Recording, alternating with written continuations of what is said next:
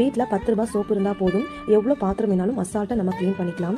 First நான் பார்த்தீங்கன்னா Vim soap எடுத்துருக்கேன். நீங்கள் எந்த சோப் வேணாலும் பாத்திரம் க்ளீன் பண்ண சோப் எடுத்துக்கலாங்க.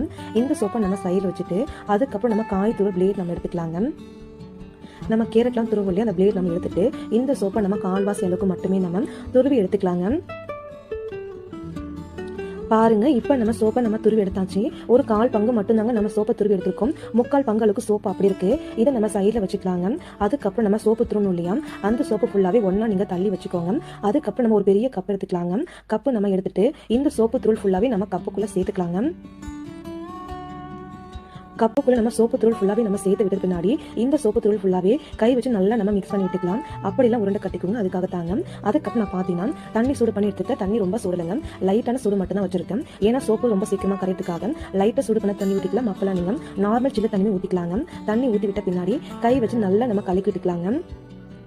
நல்லா நம்ம கலக்கி விட்ட பின்னாடி இது கூடவே 1 ஸ்பூனுக்கு நம்ம கல்லுப்பு சேர்த்துக்கலாம். கல்லுப்பு நம்ம சேர்த்ததுக்கு அப்புறம் வினிகர் நான் சேர்த்துக்கிறேன். வினிகர் பார்த்தீங்கன்னா ஒரு 4 மூடி போல சேர்த்துருக்கேன். அதுக்கப்புறம் நம்ம சோடா சேர்த்துக்கலாங்க. இட்லிக்கு சேர்க்கக்கூடிய சோடா 1 ஸ்பூனுக்கு நம்ம சேர்த்துக்கலாம். உங்க வீட்டில் வினிகர் இல்லைனா அதுக்கு பதிலாக நீங்க ஒரு லெமன் ஜூஸ் ஃபுல்லாக யூஸ் பண்ணிக்கலாம். அதுக்கப்புறம் நம்ம கை வச்சு நல்லா கலக்கி விட்டுக்கலாங்க.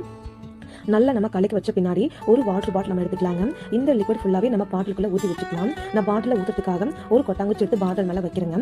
அதுக்கப்புறம் நம்ம லிக்விட் ரெடி பண்ணோம் இல்லையா, அந்த லிக்விட் நீங்கள் ஒரு டம்ளர் வச்சுட்டு நல்லா நம்ம கலக்கிட்டு இந்த பாட்டில் நம்ம ஊற்றி எடுத்துக்கலாங்க.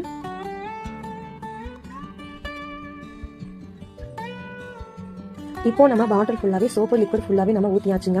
அதுக்கப்புறம் நம்ம வாட்டர் பாட்டில் முடி டைட்டாக நம்ம போட்டு விட்டுக்கலாம். இந்த லிக்விட் மட்டும் இருந்தால் போதுங்க. உங்க வீட்டில் எவ்வளோ பாத்திரம் இருந்தாலும் ரொம்ப ஈஸியாக அசால்ட்டாக நம்ம க்ளீன் பண்ணிக்கலாம். கை வலிக்க தேய்க்க வேண்டிய அவசியம் இருக்காதுங்க. இந்த லிக்விட் அப்படி வச்சுக்கோங்க. நம்ம வீட்டு சிங்க் உள்ளுக்குள்ள பாத்திரம் ஃபுல்லாவே நீங்க போட்டு வச்சுக்கோங்க. இப்போ நம்ம எப்படி பாத்திரம் க்ளீன் பண்ணலாம்னு சொல்லி பார்க்கலாம்.